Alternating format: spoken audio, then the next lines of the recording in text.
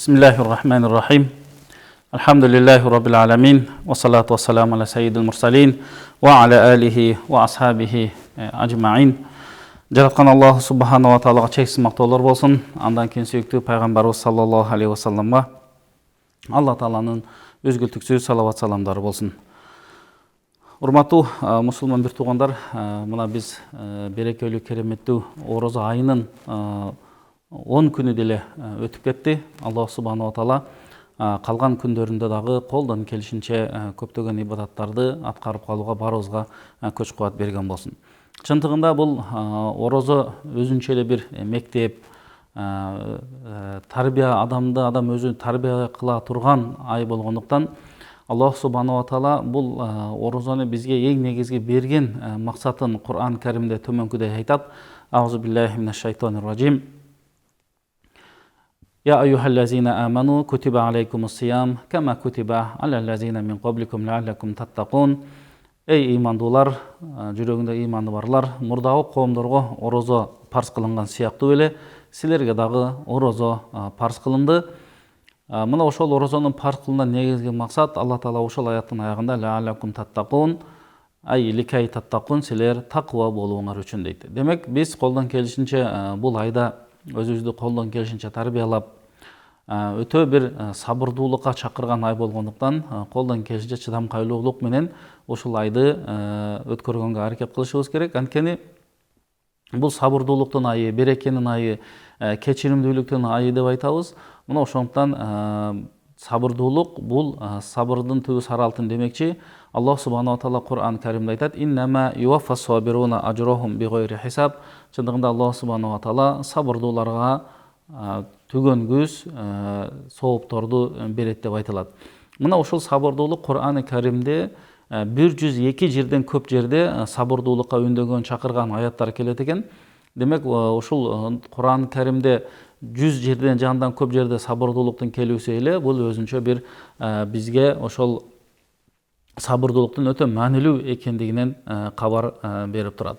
Аллах субханала ва таала башка аятта мындай деп айтат: "Фасбир иннал акибата лил муттакин" дейт.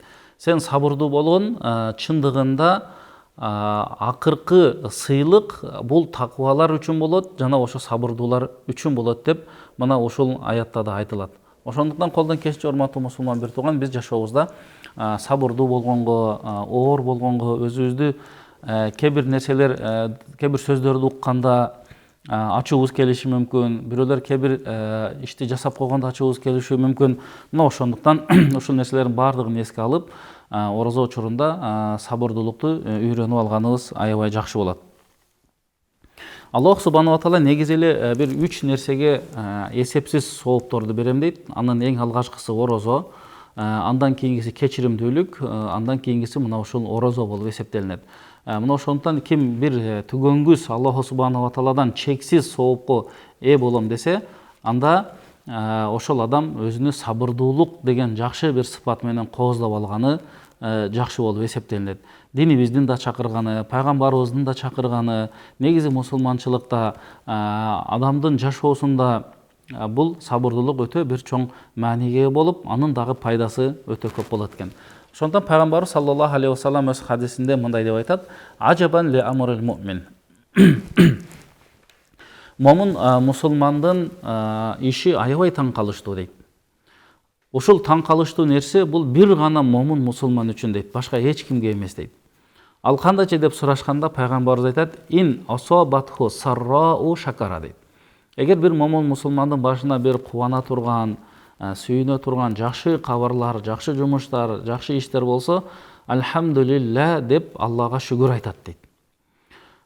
"Ва ин асабатху даррау", ал эми башына бир кыйынчылык түшкөн болсо, же бир сыноо болгон болсо, ал өз жанында болобу, башка болобу, кандай сыноо болбосун, жашоонун кандай кыйынчылыгы болбосун, баары Алладан деп ошого сабырдуулук кылган болсо, ал үчүн бул жакшы болот дейт. Демек, шүгүр айтуу дагы, сабыр кылуу дагы момун мусулман үчүн өтө пайдалуу болгондуктан пайгамбарыбыз мына ошол жакшы сыпатты момун мусулмандарга ыраа көрүп айтып атат. Момун мусулмандын иши аябай таң калыштуу деп. Демек, сабырдуулук деген, урматтуу мусулман бир тууган, Аллах субхана ва тааланын бизге берген буйруктарын, Курандагы жана пайгамбардын сөзүндөгү бардык буйруктарды так аткаруу. Жана ошол Куранда, пайгамбардын сүннөтүндө бизди тыйган нерселердин баарынан өзүбүздү тыюу. Адамдын башына жашоодо ар кандай кыйынчылыктар болуп калат экен. Мына ошол кыйынчылыктарга чыдамкайлуулук менен, сабырдуулук менен ошону жеңе алса, мына ошол нерсени сабырдуулук деп айтат экенбиз. Күндөрдүн бир күндө пайгамбар саллаллаху алейхи вассалам бир кабырдын жанынан өтүп кетип жатканда, бир аял ошол кабырдын жанында ыйлап жаткан болот. Анан пайгамбарыбыз сабырдуулукка чакырып, сабыр кыл деп айтканда, ал аял ары бар деп пайгамбарыбызга катуураак сүйлөп коет. Кийин ал пайгамбарыбыз экендигин тааныган эмес болот. Кийин ал аялга бул пайгамбарыбыз болчу деп айтышканда, пайгамбарыбыздын үйүнө келип, кечирим сурап, сизди тааныбай калыптырмын дегенде, пайгамбарыбыз айтат: "Ас-сабру инда садматил ула". Сабырдуулук бул адамдын башына кыйынчылык түшкөн учурда сабырдуулук кылыш керек деп пайгамбарыбыз өзүнүн насаатын айтат. Биз ошол Курандагы Аллах субхана ва таала бизге убада кылган сабырдуулуктун сообун алгыбыз келсе, мына ошол башыбызга кайгы түшкөн учурда биз сабырдуулук кылганыбыз оң болот.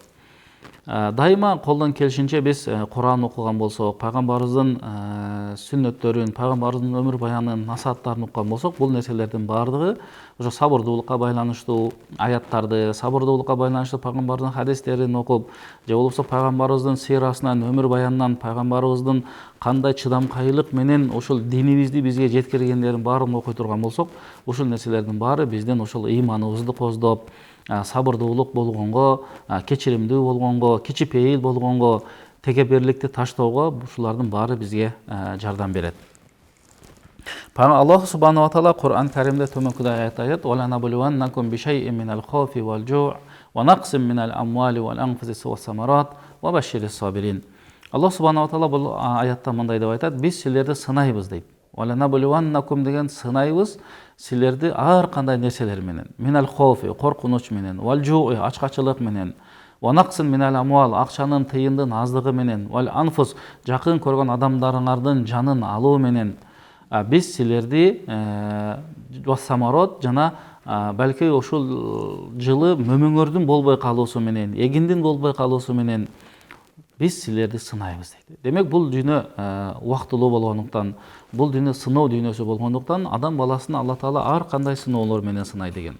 Балки кээ бир адамдарга байлыкты берип сынайт, бийликти берип сынайт, кээ бир адамдардан байлык, бийликти алып сынайт, бирөөгө ден соолукту берип сынайт, ден соолукту алып сынайт, жакын адамдарын алат, орууну берип. Демек, сыноонун түрлөрү көп. Мына ошолордун баардыгына ар бир момун мусулман чыдаганга аракет кылыш керек.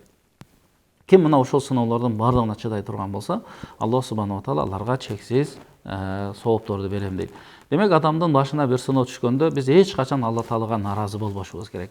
Мен эле ооруй беремби, мен деле ушундай боло береби, менин эле ишим жүрүшпөй кала беремби, менден башка деген ушуга окшогон Алланын чекеге жазган тагдырына нааразы болуу, бул шариятка туура келбеген нерсе болот.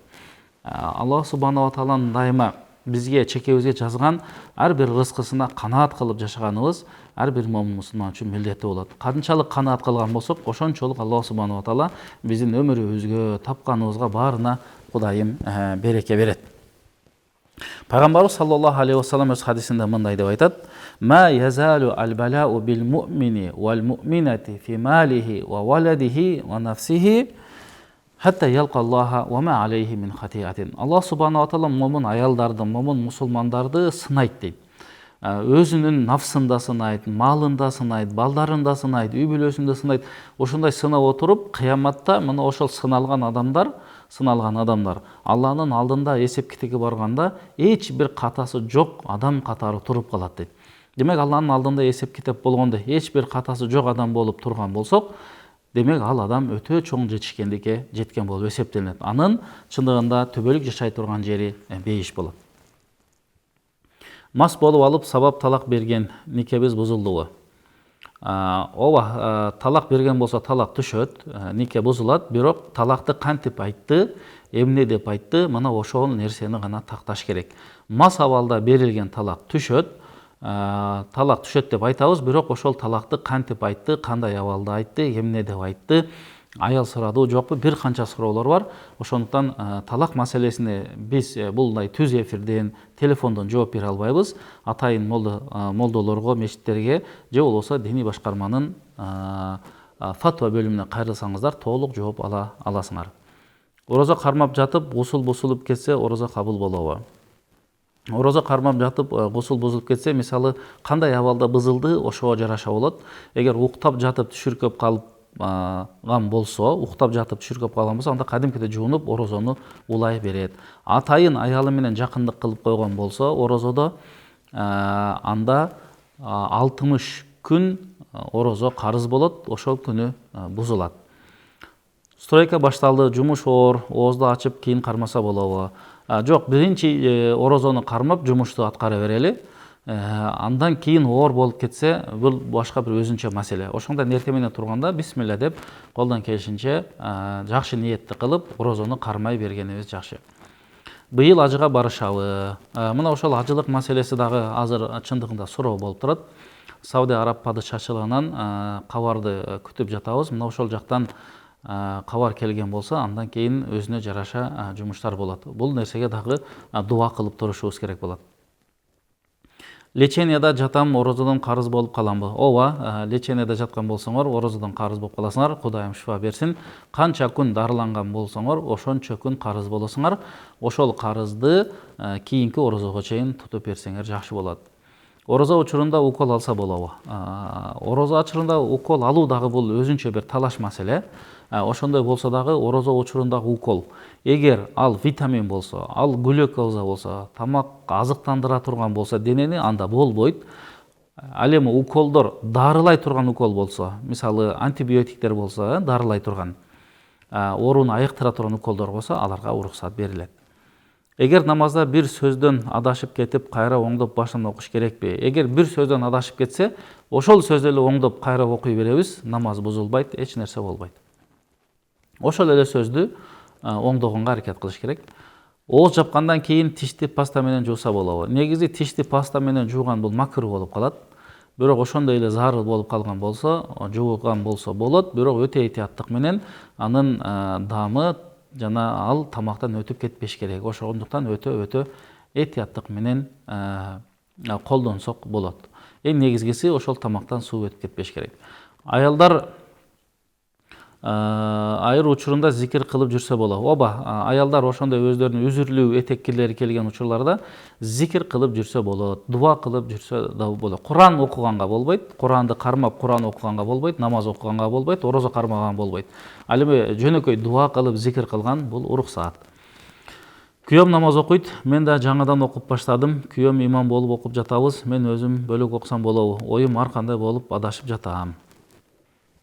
Силер жаңы окуп баштаган болсоңор, Кудайым намазыңарды кабыл кылсын, иманыңарды бекем кылсын. Эгер күйөөңөр намазды жакшы окуй алса, ошол күйөөңөрдүн артынан окусаңар болот. Себеби күйөөгө эргешип, имамга эргешип, артынан ыктыда кылган адам эч нерсе артында окубайт. Ошол имам окуйт, бирок ошо Аллаху акбар деп ар бир рүкүндүн ортосун кыймылдаганда айтабыз. Рүкү барганда Субхана раббил азим, кийин саждага барганда Субхана раббил а'ла гана айтылат, ташаххудка отурганда ат-тахияту гана айтылат. Жамаат менен окугандагы жакшы. Оозду эрте эле жаап жата берсе болобу? Ооба, жата берсе болот, ниет кылып, бирок бир эле маселе баамдатка уктап калбаш керек. Дайыма оозду жабарда саарлык деп коебуз, сухур деп коебуз, ошону жеп алган жакшы болот. Анткени пайгамбар саллаллаху алейхи ва саллям айтат: "Тасахару фа инна фис сухури барака" дейт. Силер саарлык кылгыла, чындыгында саарлык кылганда береке болот дейт. Мына ошол сүннөттү дагы карманып жүргөн болсок жакшы болот. Эң негизгиси ошол баамдатка чейин ниет кылып койгон болсок, ошол жетиштүү болот, орозобуз туура болот. Бирок баамдат намазынан уктап калбаш керек. Ою экиленип жатса эмне кылыш керек? Кайсыл дуа же намаз окуш керек? Ой экиленип жатканда, мисалы бир маселени аткарсам, аткарбасам, бир жумушка экиленип калган учурда бизде истихара намазы бар. Мына ошол истихара намазды окуп, артынан дуаны кылыш керек. Ошондо Кудай берса жардамы болот. Ой экиленип жатса, бул ошол экиленип жаткан маселе ошол Азыр интернетке кирсеңер, китептерде бар истихара намазы деп, ошону окуп алып, үйрөнүп алып, артындагы өзүнүн дубалары бар. Дубаны кылгандан кийин өзүңөрдүн жүрөгүңөрдөгү ошо дубаны айткан болсоңор, мына ошол нерсеге Алла Тааланын жүрөгүңөргө бир ошол ишти аткарганга аткарбаганга бир аянды салат, Кудай буйрса. Эгер жүрөгүңөр ошол ишке тынчып аткарыш керек болуп атса, андан кийин аткара берсеңер болот. Бирок ошондо деле кайра дагы экиленип аткан болсоңор, анда ал нерсени аткарбай койгонуңар жакшы болот. Гусул алганга, ооз жапканга жетишпей уктап калса, ооз жабылабы? Эгер гусул алганга да, ооз жапканга да жетишпей калган болсо, бирок ошол ниети орозо кармоо эле болгон болсо, ооз жабылуу деп эсептелине берет. Ооз жабылды. Гусул оозду жапканга эч тоскоолдук боло албайт. Бирок гусулсуз жүргөнгө болбойт. Ошол нерсеге дагы мусулман бир туугандары көбүрөөк көңүл буралы. Анткени ооз жапкандан кийин бизде баамдат намазы бар. Мына ошол баамдат намазынан уктап калбашыбыз керек. Кудайдын баардык берекеси баамдат намазынан кийин Алла берет дейт. Ошо баамдатты окуп, дубаларды кылып, андан кийин башка жумуштарды кылганыбыз жакшыраак болот. Мен эртең менен баамдатты эле окуйм, калганын окубайм, күнөө эмеспи? Баамдатты окуганыңар сооп болот. Карыз болбойсуңар. Калган 4 намазды окулбай калганы үчүн күнөөкөр болосуңар. Бул күнөө деп эсептелинет. Андан кийин карыз да болосуңар. Мына ошондуктан орозонун жакшы күндөрүнөн, берекелүү күндөрүнөн пайдаланып, азыр мына карантин дагы учуру болуп, ошондо жатабыз. Көпчүлүк убактыбыз бош. Мына ошондуктан 4 калган намазды дагы окуганга аракет кылуу керек. Шылтооду жок кылуу керек. Бир убак намазга убакыт тапкан 4кө дагы Кудай буйрса убакыт табылат. Антисептик спиртти колдонсо даарат бузулбайбы? Жок, антисептикти колдонгондо даарат бузулбайт. Анткени бул учуп кетет, эч бир зыяны жок. Кадимкидей колдоно берсе болот. Пайгамбарыбыз саллаллаху алейхи ва саллам өз хадисинде мындай деп айтат: "Инна изамал жаза ма изамил бала." Чындыгында канчалык сыноо болсо, ошол сыноого канчалык сабырдуулук кылган болсо, ошончолук Алла Таала соопту көп берет дейт. Ва инна Аллаха иза хабба кавман ибталахум. Аллах субханаху ва таала кайсы бир коомду жакшы көрсө, же кайсы бир адамды жакшы көрсө, аларды сынайт дейт. Фаман радия фалаху рыда. Ким ошол Алла Тааланын сыноосуна разы болгон болсо, демек ал адамга Алланын дагы разычылыгы болот. Ваман сахита фалаху сухт. Ким ошол Алланын сыноосуна наразылык кылган болсо, ага дагы Алла Тааланын наразылыгы болот деп айтылат. Ошондуктан башка түшкөн ар кандай сыноолорго жакшы ыйман менен, бекем ыйман менен, сабырдуулук менен кабыл кылышыбыз керек. Намаздан кийин аятал курсун окуш парызбы же важип амалына киреби? Намаздан кийин аятал курсун окуган парыз да болбойт, важип да болбойт. Бул мустахаб амалдардын катарына кирет. Мана ошол ким аятал курсуну окуган болсо, эртең менен кечке чейин Алланын аманчылыгында болот дейт. Ким кечинде окуса, эртең менен таң атканга чейин Алланын аманчылыгында болот дейт. Аятал курсунан кийин таспихтерди тартабыз. Ким таспих тарткан болсо, таспих тарткан сайын ал адамга бейиште үйлөр, дарактар курулат дейт. Бунун аябай пайдасы көп. Ошондуктан эч бир эрикпестен намаздан кийин аятал курсуну окуп, таспихни тартып, дуа кылганыбыз ар бирибиздин өзүбүз үчүн эле пайдалуу болуп эсептелет. Бирок аябай бир шашылыш иш болгон болсо, андан кийин ошол аятал курсуну окубайлы, таспих тартпайлы туруп кетсе да боло берет. Топурак жеген күнөөбү? Топурак жеген бул ошол кээ бир топурактар бар. Ошону кээ бир учурларда көбүнчө аялдар жеп калат. Бул биздин китептерде макрух тахрим деп айтылат. Арамга жакын нерсе деп айтылат. Ошондуктан бул денеге зыян болушу да мүмкүн, ден соолукка зыян болушу да мүмкүн.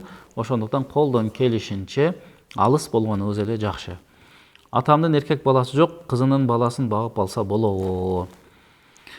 Кызынын баласын багып алса болот, бирок ошол кызынын баласы толук өзүнүн атасынын, апасынын атында болуш керек.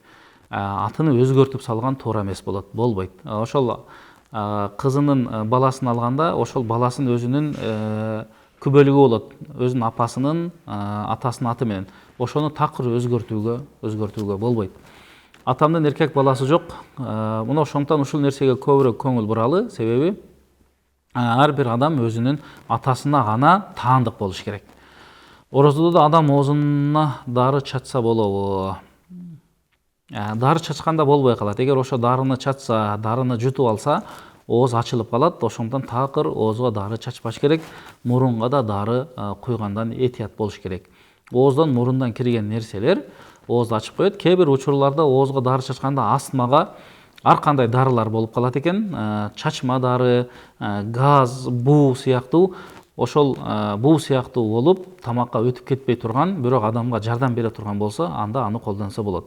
Бирок чачканда суюктук сыяктуу чачып, ал тамакка жетип, анын даамы тамакка жетип, андан кийин жутуп ала турган болсо, анда аны колдонбогон жакшы.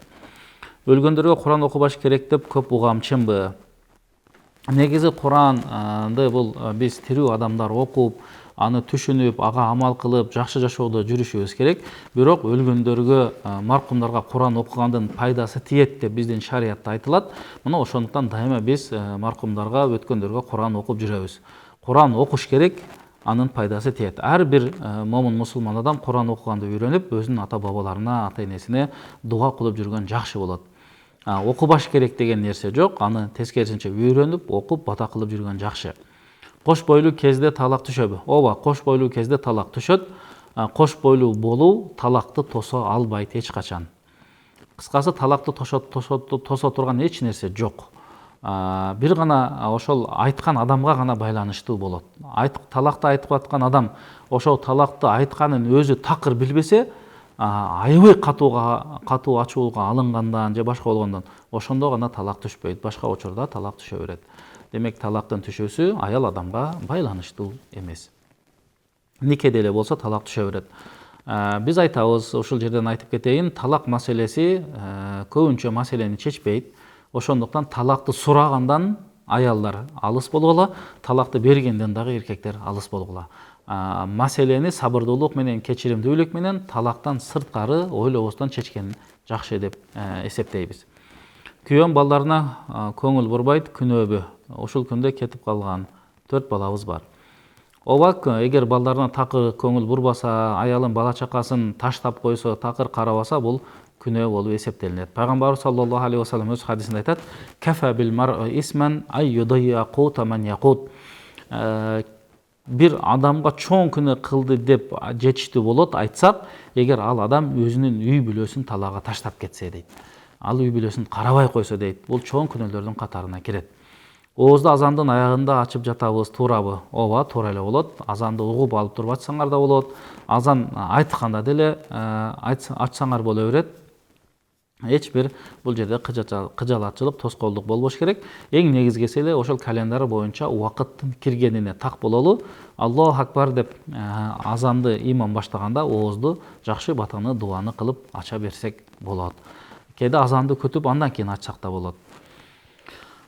Эң негизгиси ошо биз азыркы айткандай, ошо календардагы берилген убакыттан эрте ачып албашыбыз керек.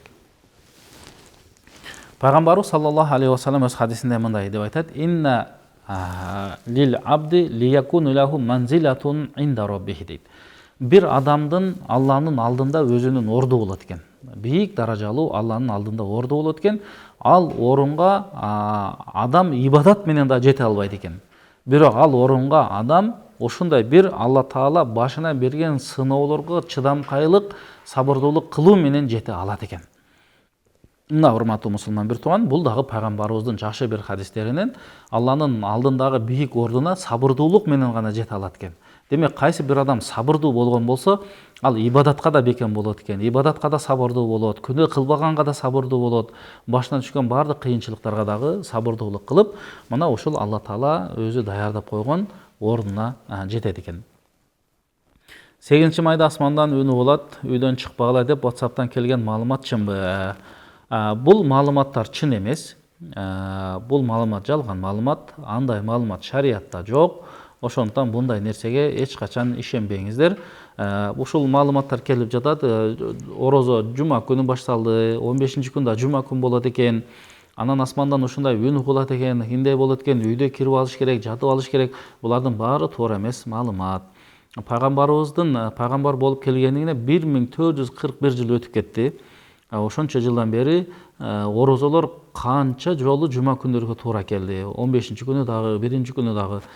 Демек, бул нерсе туура эмес. Ушундай туура эмес маалыматтарды силер дагы башка бирөөлөргө бөлүшпөгүлө, жибербегиле. Жамгырдын суусуна даарат алса болобу? Ооба, жамгырдын суусуна даарат алса болот. Бул таза суудан деп эсептелинет. Чындыгында эгер башка суулар жок болгон болсо, жамгырдын суу алынган болсо, даарат ала берсе болот. Себеби дааратка алганда ошол суу таза болуш керек, башка нерсени да таза кылуучу болуш керек. Ал эми жамгырдын суусу бул эң бир жакшы таза суулардын катарына кирет. Таза суулардын катарына кирет дегенибиз, биз ошол биздин даарат алганыбызга, гусул кылганыбызга, кийим жууганыбызга ылайыктуу деп айтылат. Гусул түндө бузулса, түндө гусул алыш керекпи? Же эртеси күндүз деле болобу? Ошол түндө бузулса, түндө алыш керек. Анткени баамдат намазды окуп калыш керек, урматтуу мусулман бир тууган. Шарт болгон болсо, ошол убакытта алган жакшы болот. Себеби гусулсуз жүргөн болбойт. Анткени момун мусулман дайыма таза жүрүү керек. Пайгамбар саллаллаху алейхи вассалам өз хадисинде айтат, ар бир дененин ар бир клеткасына, ар бир түгүнүн астында гусулдук жетип калат дейт. Ошондуктан биз жуунуп алганыбыз туура болот. Андан кийин ибадат кылышыбыз керек, намаз окушубуз керек, Куран окушубуз керек. Мына ушулардын баардыгына ораза күндөрү даяр болушубуз керек.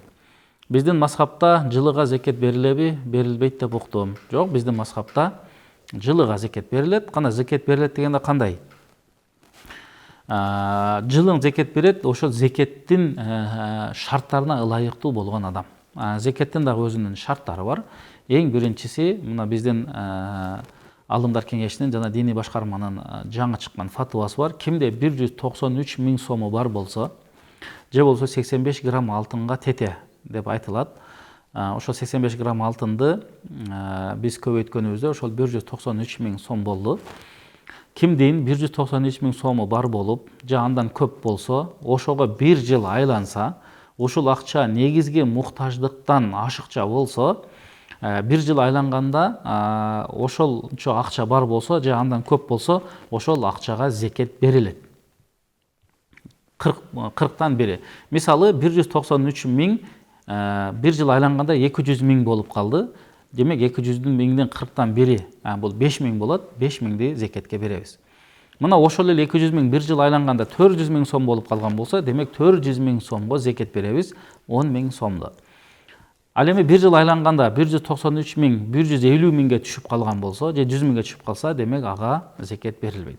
Демек урматтуу мусулман бир тууган, зекеттин шарты эң биринчи өлчөмгө жетүү, андан кийин ошого бир жыл айлануу, андан кийин зекет берилет. Кимде ушундай акча боло берсе жылың, ал адам жылың бере берет. 5 жыл балалуу боло албадык, бир аял төрөп бакканга шартым жок дегеннен биз багып алдык. Ошондо жетим баккан болобузбу? Жок, балки жетим да болбошу мүмкүн. Мына ошол багып алган болсоңор, ошого жакшы тарбия бериш керек, бирок кимдин баласы, кимдин кызы экенин дагы билип койгонуңар жакшы болмок. Бирок кандай болсо дагы эми ушул балага башка бирөөнүн баласын багып алганда ага анын ата эдеси билинип туруп, өзүнүн атын, фамилиясын берген шариатта туура эмес. Эгер такыр билинген эмес болсо, балки атасынын аты ушу менин атымдайдыр деген мааниде берип, жакшы тарбия берип бакса болот. Бул ушул нерсеге дагы биз көбүрөөк көңүл бурушубуз керек. Кээде бирөөнүн ата энеси бар болуп туруп, анын баласын багып алганда атын өзгөртүп, атасынын атын өзгөртүп, апасынын атын өзгөртүп, өзүнүн ата энесин такыр тааныбай тургандай кылып койгон, өзү шариатта туура эмес. Анткени Куранда айтылат: "Уд'ухум ли ахбаихим". Ар бирини өзүнүн атасына менен атасына таандык кылгыла деген дагы бизде аяттар бар. Пайгамбарыбыз саллаллаху алейхи вассалам хадисте мындай деп айтат: "Ма юсибу муслима мин насабин".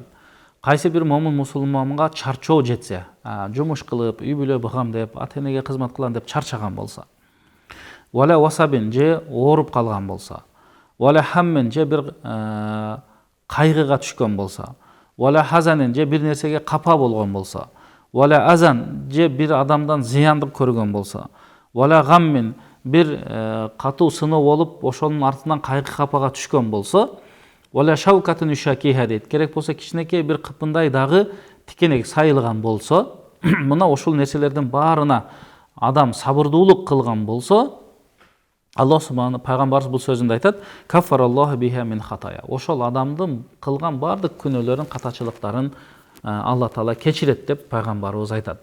Демек бизге ушул нерселердин бардыгына сабырдуулук менен кабыл кылган болсок, Мен намаз окугум келет, бирок күйөөм боyoнгон кыз келиндерге жакын. Мен боюнуп жасанып жүрбөсөм кандай болот? Намазды окуш керек. Урматтуу мусулман бир тууган, балки күйөөңүз үчүн боюнуу намаз эч кандай тоскоолдук кыла албайт. Ошондуктан намазды окугула. Намазды окугандан кийин нурдуу болуп, андан да жакшы күйөөңөргө көрүнүп калышыңар мүмкүн. Ошондуктан биз дайыма намазга бекем бололу. Андан кийин күйөөңөргө жагынуу дагы жолдорун таба бересиңер, Кудай буйрса. Азыр бизде кыскача жарнама бар экен, ошондон кийин кайрадан берүүбүздү улантабыз.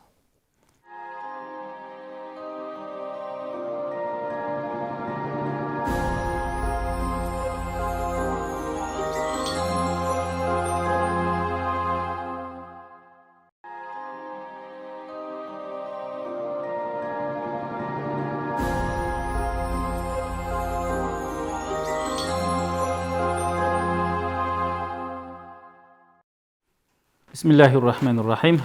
Урматтуу мусулман бир туугандар, биз өзүбүздүн көрсөтүүбүздү улайбыз. Демек, сабырдуулуктун дагы өзүнүн түрлөрү болот экен. Биздин алымдарыбыз айтат, кээде эң алгачкы түрү бул биз ибадат кылганда ошол ибадатка дагы бизге чоң сабырдуулук керек экен. Эгер бизде ошол ибадатка сабырдуулук болбосо, биз ошол ибадатты дагы аягына жакшы чыгара албай калышыбыз мүмкүн экен.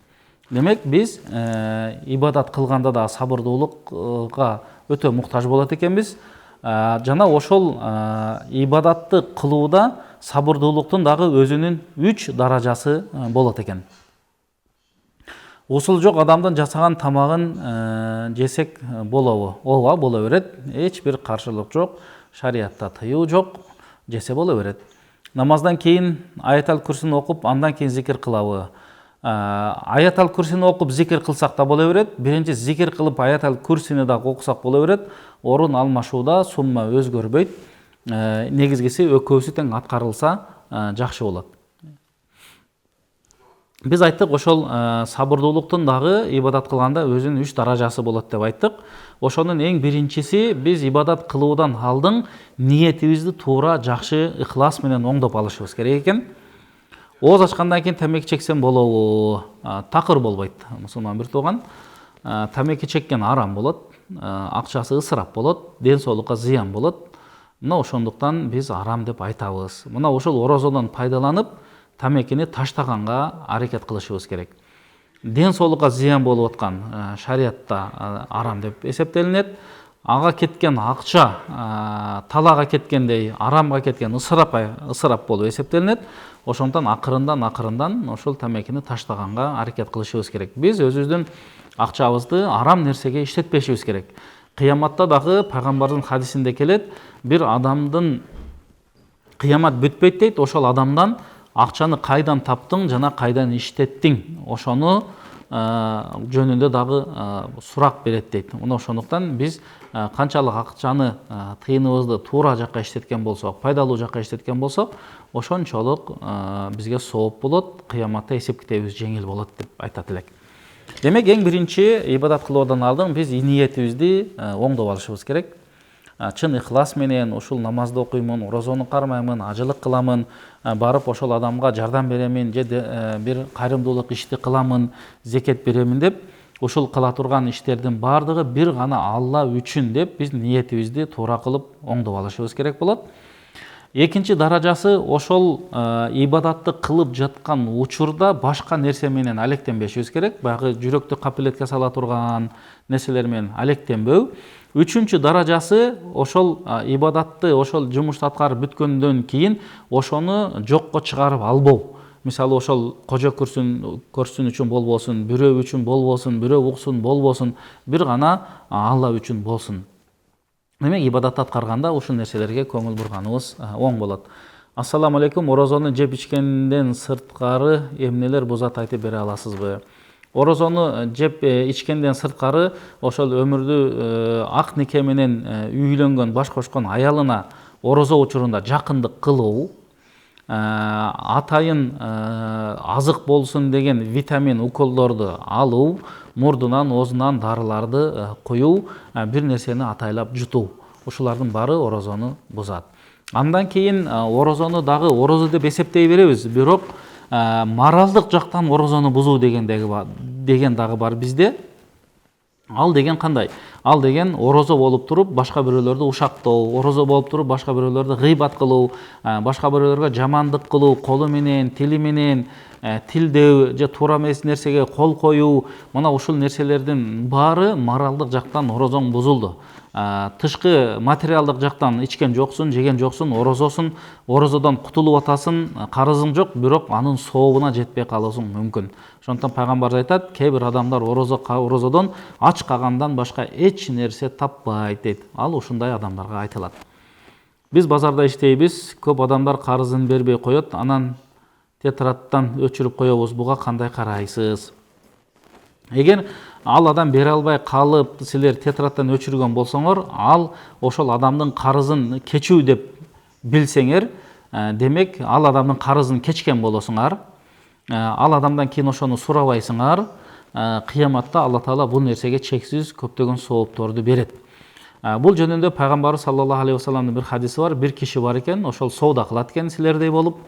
Соодандан кийин эле көп акчасы болгондуктан башка сураган адамдарга карыз бере берет экен.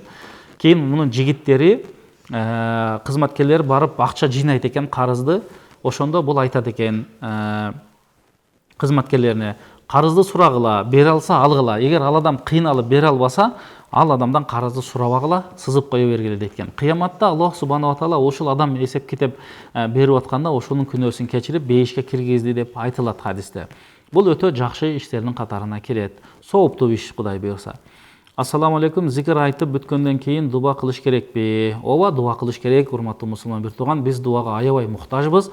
Ошондуктан колдон келишинче дубаны кылыңыз.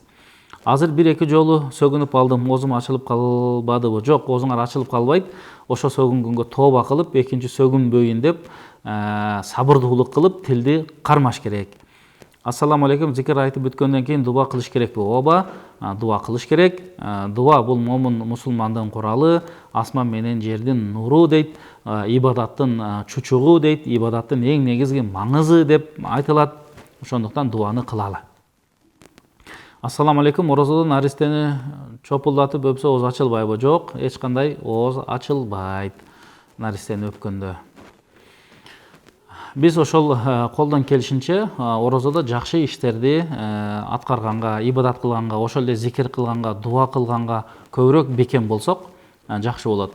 Ассаламу алейкум, мен таравих намазды витр важып намазынан кийин окуп жүрүпмүн. Эмне болот? Эч нерсе болбойт. Бирок эми ошол куптандан кийин биринчи 4 рекет куптандын парзын окуйбуз, 2 рекет сүннөтүн окуйбуз, андан кийин 20 рекет таравих, андан кийин витр важып окуйбуз. Эми ушул тартипте окуй берсеңиз болот. Ассаламу алейкум, мен эжеме намаз үйрөтүп жатам, бирок эжем алыста телефонго тартып жөнөтүп жатам. Намазда үнүмдү чыгарып окуп жатам, күнөө болбойбу? Жок, эч кандай күнөө болбойт. Бул үйрөтүү максатында болуп жаткандыктан эч нерсе болбойт. Талак алса тоба кылып истигфар айтып, түшүндө жакшы нерселер келсе жашаса болобу? Ооба, эгер 3 эле талак эмес болсо, 3 талактан кийин жашаганга болбойт. Бир талак алган болсо, азыр айталы, бир талак болгон болсо, ошол талак алганына тоба кылып, кайра күйөөсү менен жарашып, кайра никени кыйып жашаса болот. 2 талактан кийин дагы болот. Ал эми 3 талактан кийин болбойт. Апам Куран китепти окуп бүтөйүн деп калды. Окулган Куранды кандай кылып хадия кылам деп сурап жатат. Ошол Куранды окуп бүткөндөн кийин, ошол окулган Курандын сообун дейбиз, сообун өткөндөргө багыштап хадия кылып багыштайбыз деп айтса боло берет, урматтуу мусулман бир тууган. Бул жерде эч бир кыйынчылык жок. Куранды окусун, Куранды окуп бүткөндөн кийин ошол жакшы колуну көтөрүп, Аллага жалынып, жалбарып, мына ошол окулган Курандын сообуну ошо кимге атаган болсо, өткөндөргө ошолорго сообун багыштадык деп айтып кое берет.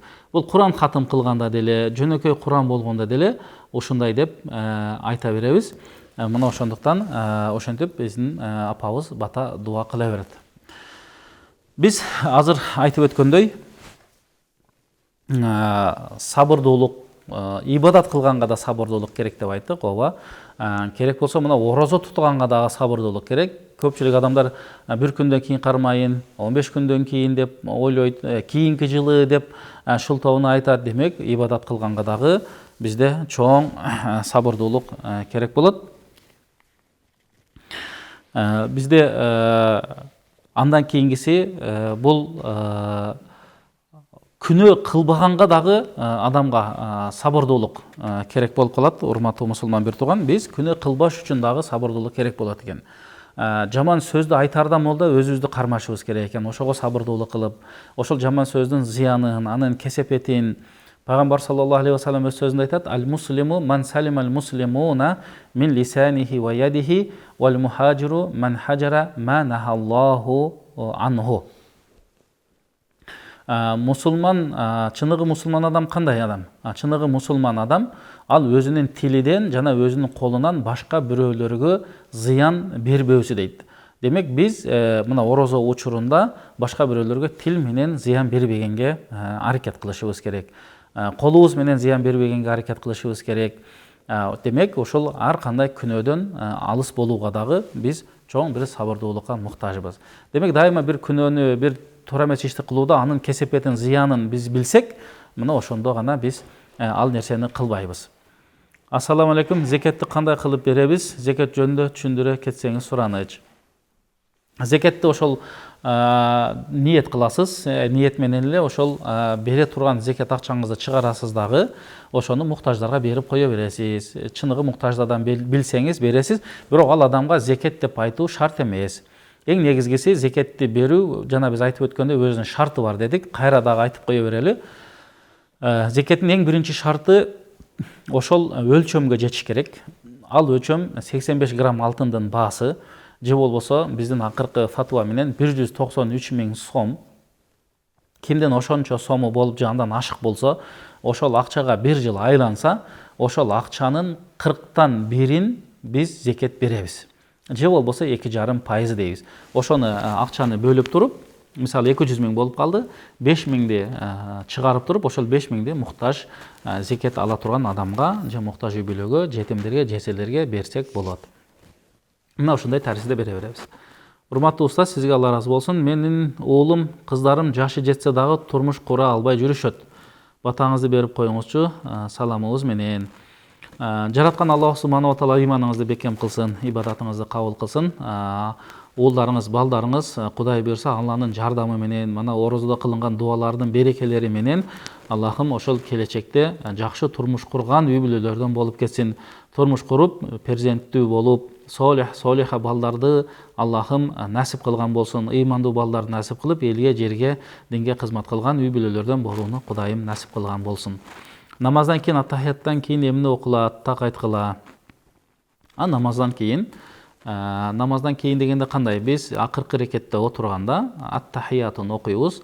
Абдуху ва расулуху дегенден кийин пайгамбарга салават айтабыз. Аллахумма барик ала, Аллахумма салли ала Мухаммад ва ала али Мухаммад, кама саллайта ала Ибрахим ва ала али Ибрахим иннака хамидун маджид. Аллахумма барик ала Мухаммад ва ала али Мухаммад, кама баракта ала Ибрахима ва ала али Ибрахим иннака хамидун маджид деп айткандан кийин артынан бир дуа айтабыз. Билген дуабызды. Аллахумма инна ала зикрика ва шукрика ва хусни ибадатик боло берет. Роббана атина фид дуньяны айтсак да боло берет. Билген дуабызды айтабыз дагы, андан кийин оң жагыбызга, андан кийин сол жагыбызга салам беребиз. Күйөөм арак ичет, мен намаз окуйм, ал аракка акча сурайт, мен бербесем урушат, намазым кабыл болобу? Намазыңар кабыл боло берет, ага эч бир тиешеси жок, бирок колдон келишинче бербегенге аракет кылыш керек. Андан кийин ошол орозо айларында көп батакыл дуа кылалы. Кудайым күйөөңүзгө хидаят берсин, ушул жаман арагын таштап калсын. Мен күйөө менен жашагым келбейт, талак берип койгом, ошол түштүбү? Мен күйөө менен жашагым келбейт, талак берип койгом, ошол түштүбү? Аял адамдын талак бергени түшпөйт. Талакты күйөөңөр берет. Мына ошондуктан эгер башыңарды бошотуңар келсе, күйөөңөр менен жакшы жашаганга аракет кылгыла. Такыр эле болбой калса, анда күйөөңөрдөн талак алып, анан ажырашсаңар болот. Ага чейин башыңар бошобойт. Мени орозодо шилекейин жутуп алса эмне болот? Орозодо шилекейин жутса эч нерсе болбойт. Ооз ачылбайт. Ал нерседе эч бир кыжалатчылык болбош керек. Бул ошол шилекей деген адамга адамдын өзүнүн каалоосуз келе турган нерсе болгондуктан шариятта мына ошол нерсеге уруксат берилет. Демек, биз сабырдуулук жөнүндө айтып жатканда биз айттык, ибадат кылганга сабырдуулук керек, ошондой эле күнөө кылбаганга сабырдуулук керек. Үчүнчүсү, адамдын башына ар кандай жашоодо кыйынчылыктар келет экен, мына ошол нерселерге дагы сабырдуулук керек. Ассаламу алейкум, жаман ойлордон кантип айрылуу керек? Аузу биллахи минаш шайтанир ражим деп айтабыз, зикир кылабыз, дуа кылабыз, Куран окуйбуз.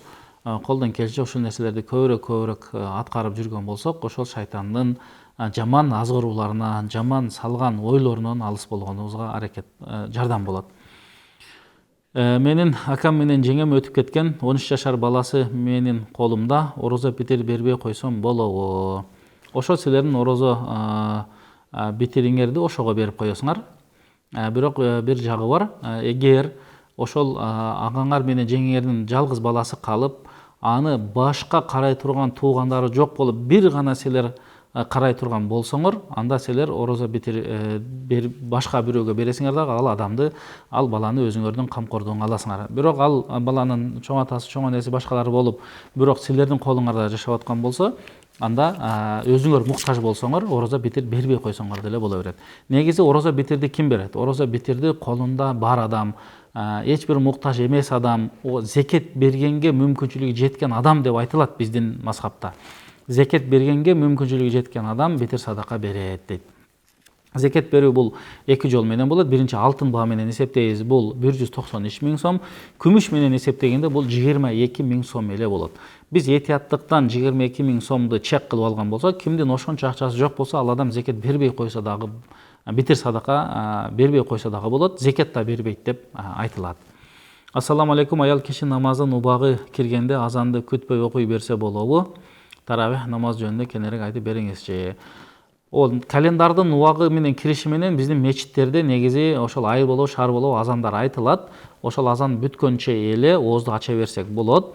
Ал эми таравих намазыны куптан намазын окуйбуз, андан кийин 2 рекет сүннөтү, андан кийин таравих намазын 2 рекеттен же болбосо 4 рекеттен окуйбуз, андан кийин витир важип намазын окуйбуз. Таравихте ниетти таравих намазын окуу деп ниет кылабыз. Ассаламу алейкум, мен кант диабет менен ооруйм, орозо кармай албайм, намаз окуйм, эмне кылышым керек? Намаз окуганыңар жакшы, Кудайым намазыңарды кабыл кылсын. Кант диабет болуп, орозо кармай албаган болсоңор, бул өнөкөт оору болуп, такыр айыкпай турган, кийинки жылы дагы, андан кийинки жылы дагы ушул нерсе менен жүрө берсеңер, врачтар силерге орозо кармаганга такыр болбойт десе, анда ар бир күнгө фидия бересиңер. Фидия деген бул битир садаканын баасы. Экинчи жагы менен айта турган болсок, адамдын өзүнүн социалдык абалына жараша бере беребиз. Бир муктаж адамдын бир күндө 2 жолу тое турган акчасын же тамагын бериш керек болот. Же болбосо битир садаканы карап көрүңүз. Азыр 5 түрлүү бааны чыгарганбыз. Ошонун бирөөсүн карап, сиздин социалдык абалыңыз кимисине туура келсе, ошонунан бере бересиз. Балки күнүнө 50 сомдон муктаж адамга берип турсаңыз дагы жарай берет. Биздин мазхабта же орозонун башында эле бир адамга 50 сомдон эсептеп туруп берсеңиз да боло берет. Бирок колуңузда бар болсо 100 сомдон берсеңиз болот. Андан да колуңузда бар болгон болсо, мүмкүнчүлүгүңүз бар болгон болсо, 100 сомдон, 150 сомдон да берсеңиз боло берет. Эң төмөнкү чек бул ошо битир садаканын же битир садаканын баасы болуп эсептелинет. Бул эң төмөнкү баа, бизде азыр 35 сом. Саламатсызбы? Кайсы дубаны окуса өзүнө шит коюп койгонсуп жаман сөздөн коргонот? Кудайдан коргоно турган бардык эле дубаны айта берсек болот. Бизде мусулмандын чеби деген бардык дубаларды камтыган кичинекей китеп бар. Мына ошо китептеги дубаларды окуп жүрө берсек, жүрөктөн чыккан дубаны, аят-ал курсини, кулфалахатты, муаузатейнди, бироббил фалак, бироббин настарды окуп жүрө берсек, булардын баары Кудай буйрса бизге шайтандын азгыруусунан чеп болот. Ассаламу алейкум, тахажжуд намазды окуш үчүн куптандан кийин витир важип намазын окубай калтырып тахажжудтан кийин окуш керекпи? Бул ар бир адамдын өзүнүн кароосуна жараша. Мисалы, таравихти окуп, витир важипти окуп бүтүп, андан кийин тахажжуд намаз окуса дагы боло берет. Же болбосо таравих намазын окуп бүткөндөн кийин витр важыпты окубай туруп, тахажжуд намаздарды окуп, башка намаздарды окуп, мисалы ошо баамдаттан 1 саат мурда анан витр важып намазын же жарым саат мурда витр важып намазын окуп алса дагы боло берет. Тахажжуд намазын негизи ошол таравих намазынан кийин окулат, же болбосо ошол витрден алдын окусаңыз да болот, кийин дагы окусаңыз боло берет. Ассаламу алейкум. Тахажжуд намазы менен тома намазын удаа окуп, андан кийин дуба кылса болобу? Же башка дуба кылабызбы? Рахмат. Боло берет, урматтуу мусулман бир тууган. Өзүнчө дуба кылсаңар да боло берет, чогуу окугандан кийин бата кылсаңар дагы боло берет. Ассаламу алейкум. Быйыл жайкы медреселер болобу? Бул дагы бата дуба кылып туралы, Кудай буйрса. Азыр баарыбыз карантин абалдабыз, өзгөчө абалда жашап жатабыз, баарыбызга белгилүү. Мектептер дагы, медреселер дагы жабык. Биз абалга жараша баарын иш кылабыз, Кудай буйрса. Эң негизгиси бата кылалы, дуба кылалы, ошондой бир жаман илдеттен тезирээк кутулуп кетели. Ассаламу алейкум. Орозодо себептүү калтырган казаны биринчи тутуп берип, кийин Шавал айындагы 6 күндүктө тутуш керекпи? Ошондой кылса жакшы болот. Ошо орозодо себептүү калтырып, ошону карыздан тез кутулган жакшы болот.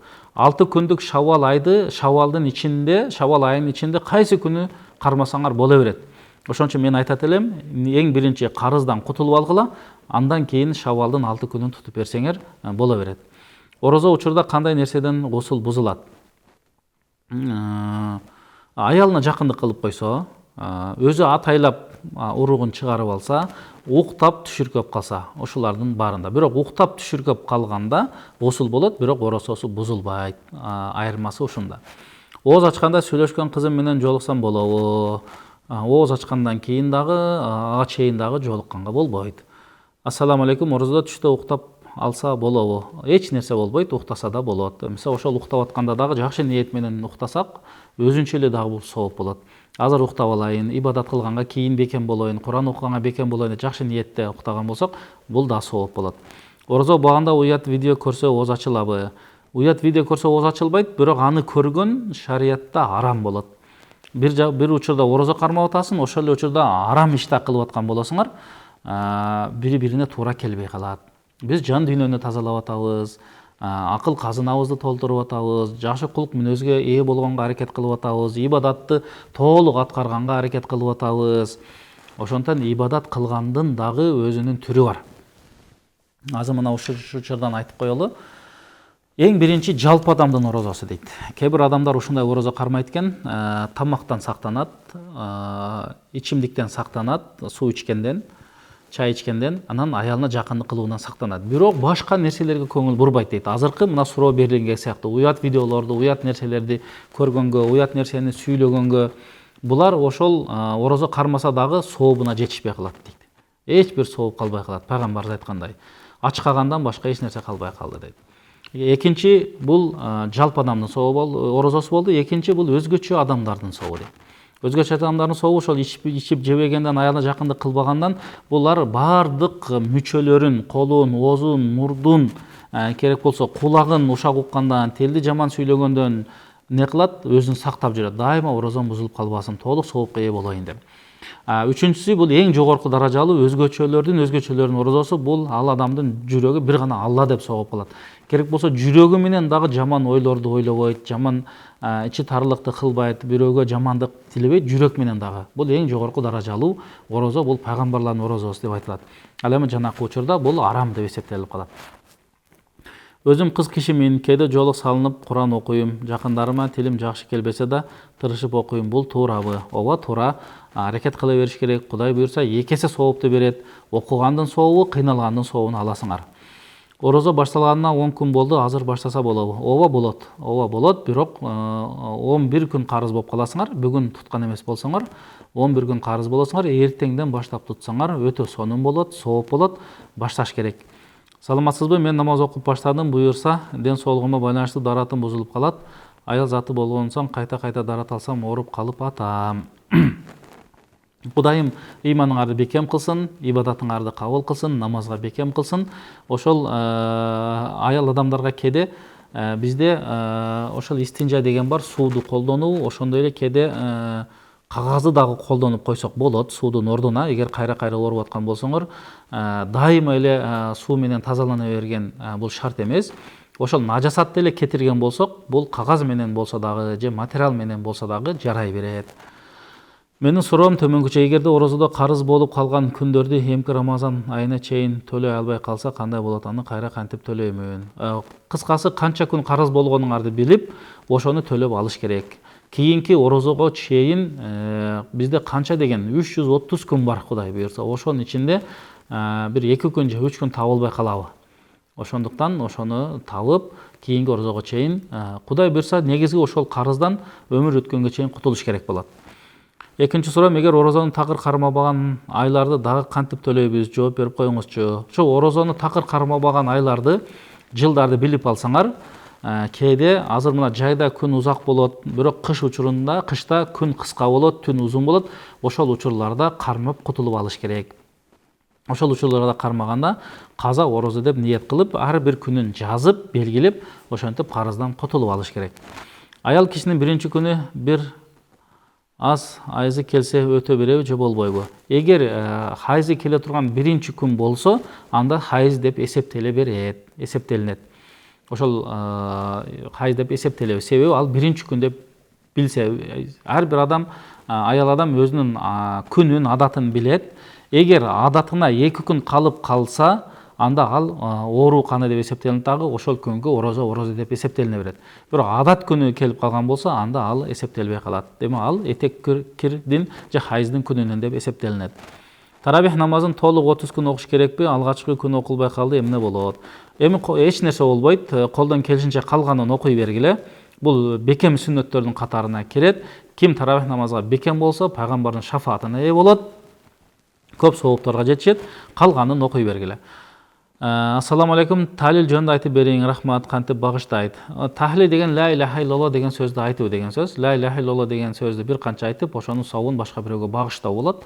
Кадимкидей эле ошол адамдын атын айтып багыштап кое берет. Балки мен айтат элем, ла иляха иллаллах деген дагы аябай жакшы сөз. Бирок Куран окуп багыштаган андан да жакшы. Өз убагынан эрте жаап алып, кийин суу ичип, кийин өз убагында жапса болобу? Ооба, болот, эч нерсе болбойт. Себеби өз убагында болуп жаткандыктан. Эң негизгиси ошол өз убагына чейин оозду жаап калган ар бир үчүн милдеттүү болуп эсептелинет. Бул эрте менен саарлык кылганды пайгамбар саллаллаху алейхи вассалам айтат: "Тасахару фа инна фис сухури баракатун" дейт. Дайыма саарлык кылгыла, колуңардан келишинче саарлык кылуу бул берекет болот. Таравих намазын үн чыгарып окуш керекпи же ичтен окулабы? Жамаат болсо үн чыгарып окулат, жалгыз болсо ичтен купуя окулат. Ошо купуя окулганда деле, бардык намазга деле сиз куяп окуганда өзүңүздүн окуганыңызды кулагыңыз угуп туруш керек, аз болсо. Таравих намазын бул азыр жооп бердик. Демек, урматтуу мусулман бир тууган, азыр айтып өткөндөй, жамаат болуп калган учурда, эми үйдө азыр кээде жамаат менен окуп калабыз, аялдарыбыз, балдарыбыз менен, анда имам үнүн чыгарып окуйт. Ал эми жалгыз болуп окуганда, анда ичинен эле окуй берет.